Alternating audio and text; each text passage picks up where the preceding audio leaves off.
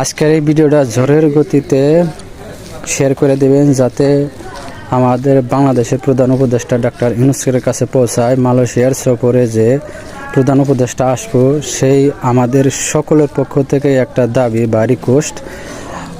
সফরে আসার পরে মিটিংয়ে 3টা কাজ করতে হবে। সে প্রথমকর কাজ হলো, 1 নম্বরে হলো যে 18,000 কর্মী 22-এর কলিংয়ে আটকে পড়ে রয়েছে, তারা আসতে পারে নাই, তাদের আসার ব্যবস্থা করতে হবে অতি দ্রুতই। আর 2 নম্বর যেটা, মালয়েশিয়া যারা অবৈধ আছে যে সকল প্রবাসী ভাইরা তাদেরকে অতি দ্রুতই বৈধতার আওতায় আনা লাগবে বা বৈধ করার ব্যবস্থা করা লাগবে।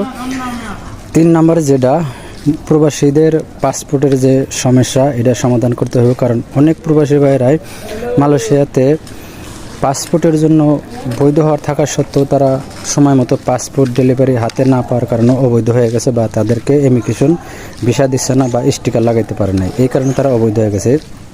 অনুরোধ রইল প্রধান উপদেষ্টার কাছে এই 3টা কাজ অতি দ্রুতই করার চেষ্টা করবেন বা আসার পরে সমাধান করে দেবেন ইনশাআল্লাহ। আশা করি সবাই ভালো থাকবেন, ভিডিওটা বেশি বেশি শেয়ার করে দেবেন।